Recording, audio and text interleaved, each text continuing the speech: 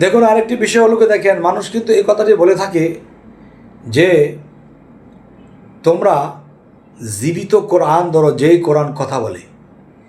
জীবিত কবরের কাছে যাও, যেই কবরে জীবিত মানুষ থাকে। তাহলে কোন কবরে জীবিত মানুষ থাকে? ওই কবরটা কিন্তু 3.5 হাত এবং মাটির তৈরি। আপনিও কিন্তু 3.5 হাত মাটির তৈরি।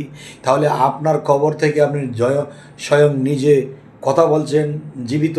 তাহলে এই জীবিত এখান থেকে যে শিক্ষাটা নেবেন, সেই শিক্ষা নিয়ে যদি আপনি সে উত্তীর্ণ হতে পারেন, তখন কিন্তু আপনি সেই জীবিত মানুষ বা আত্মার সাথে বিলীন হয়ে সেই আত্মা আল্লাহর সাথে বিলীন হয়ে যাবে। বলুন সুবহানাল্লাহ। ওয়াজ যখন শোনেন তখন তো ঠিকই জোরে জোরে বলেন সুবহানাল্লাহ, কিন্তু আমার এই কথা শুনে কি সুবহানাল্লাহ বলবেন না? আমার কথা কি উর্দের হয়নি? মানুষ থেকে খোদা বজ এই মন্ত্রণা কে দিয়েছে? মানুষ ভজ কোরআন খোঁজো, পাতায় পাতায় সাক্ষী আছে। দেখেন, আপনি কোরআন বুঝবেন না, কোরআন কিন্তু সেই মানুষই বুঝিয়ে দেবে। আবার সেই কোরআনকে বুঝতে হলে এবং এটার মধ্যে গভীর পাইতে হলে সেই মানুষের কাছে যাইতে হবে। তাই আল্লাহ সূরা কাহফের মধ্যে বলেছেন, যারা আমার মুর্শিদকে ধরল না, বুঝলো না, মানল না, তারা পথভ্রষ্ট, যত বড় জ্ঞানী তিনি হোক না কেন। অবশ্যই বুঝে নেবেন এবং মুর্শিদের পথটাকে বুঝতে হবে, না হলেও মানব জীবন। রহমান রাহিম। হে সমস্ত জগতবাসী, যে এই কথাটি চিরসত্য যে সৃষ্টিরও আগে পরোয়ারে মানুষের রূপ নেহার করে ফেরেশতারা যাইতেন আরে মানুষ তথা গিয়াছে রে। ওরে মানুষের সঙ্গ লইয়া পৃথিবীতে জন্ম হইয়া খেলতে হইল মানুষ লইয়া, জাতবে নাকি জাত বাসে। আল্লাহ নিজে নবী রাসূলের মধ্যে এসে গেছে, আল্লাহ নিজে পয়গাম্বরদের মধ্যে এসে গেছে। এবং যে কথাটি বলতে চাই যে আল্লাহ নিজে এসে গেছে, যাক শরীয়তের ওভারটেক করার কোনো প্রয়োজন নেই, তবে যে বোঝার তো সে বুঝে নেবে। তো এই কথাটি বলার উদ্দেশ্য এটাই যে দেখেন, কোরআন হাদিস পড়তে পড়তে পড়তে পড়তে পড়তে পড়তে পড়তে পড়তে কত মানুষ মরে গেল রে ভাই, কিন্তু কিন্তু কেউ কিন্তু আল্লাহর খবর পেল না। শেষে বলল কি, আল্লাহ নিরাকার। আর যদি বলা হয় যে কোরআনের কোনো আয়াতের কথা জিজ্ঞাসা করে, তো আল্লাহই ভালো জানে। তো আল্লাহ যদি ভালো জানে, আমাদেরকে কেন দিয়েছে? আমাদেরও তো ভালো জানতে হবে। হে সমস্ত জগতবাসী, আজ আমি একটি আলোচনা করব। সেই আলোচনাটি হলো কি, দেখুন, সে আলোচনাটি হলো আপনার মধ্যে বা আপনার মাঝে আল্লাহ আছে। আমরা দেখি না, চিনি না, জানি না, কিন্তু আমার জন্মের পর থেকে আল্লাহ বলেছে কি, তোমরা যেই দিকে মুখ ঘোরাও সেদিকে আমি আছি। যেদিকে মুখ ঘোরাই আমার দেহের দিকে তাকাবো, এখানেও আছে। কিন্তু এটাকে এখান থেকে আল্লাহকে জাগ্রত করে বের করব, এই ক্ষমতা, শক্তি, সেই সাধন আমাদের করা হয়নি। তাই একজন সেই সাধকের কাছে যেতে হবে, যাদের কাছে গেলে সেই সাধনা, সে আমল দেবে।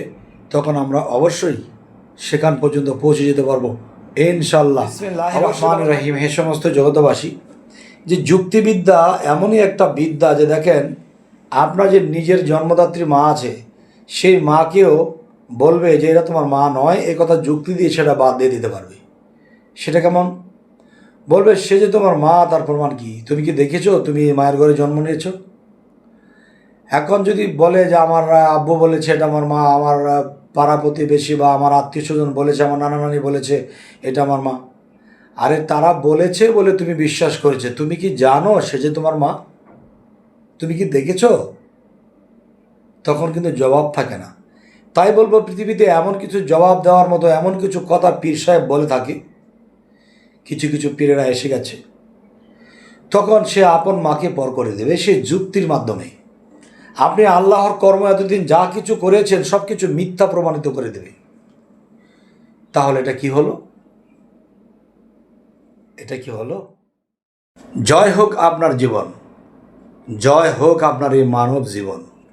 কারণ এই জীবনে চলতে ফিরতে, খেতে উঠতে বসতে কত মানুষকে কষ্ট দিয়েছি, কত মানুষকে, যার কাছে আপনি অপরাধ করেননি তার কাছেও ক্ষমা চাবেন।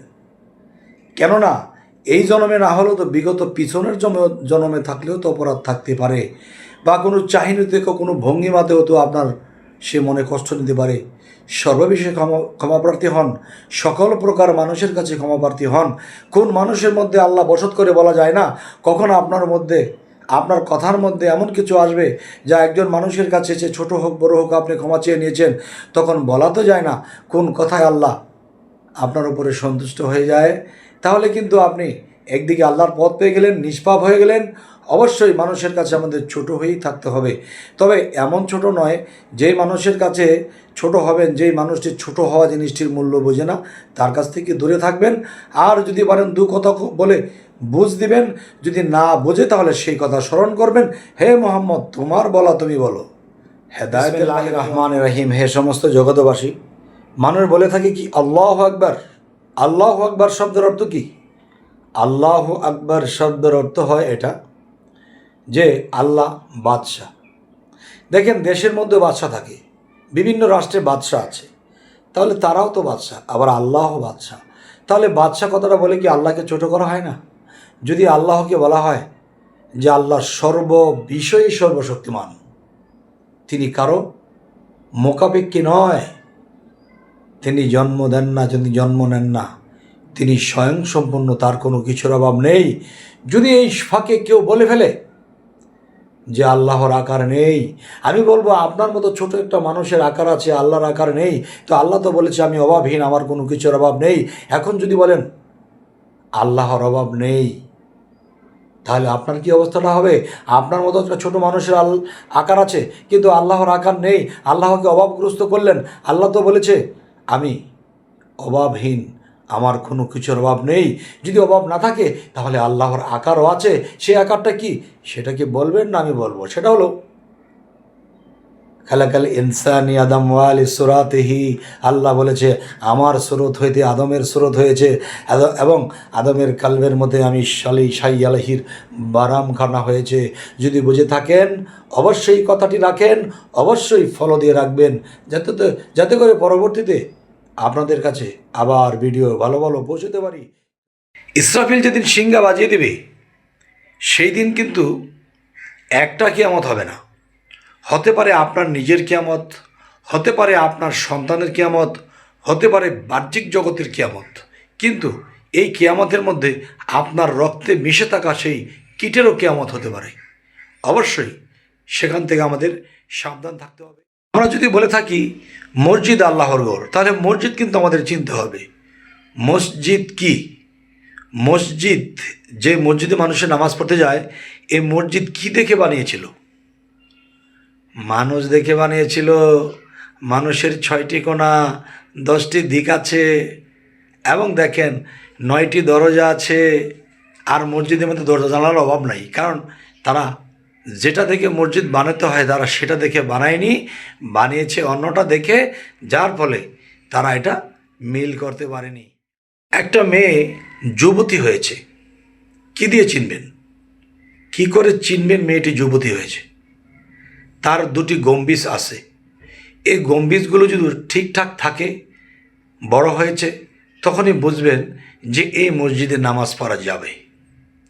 তার মানে মানুষ দেখে এটা বানিয়েছে, এবং মসজিদ নারী, মানুষ নারী, এবং মসজিদের যে ক্যাটাগরি এটা কিন্তু মানুষ দেখে বানানো হয়েছে। বুঝতে পেরেছেন তো? যদি বুঝতে পারেন তাহলে মসজিদে আসা যাওয়ার যে জায়গাটি, সেখানে সালাম করুন।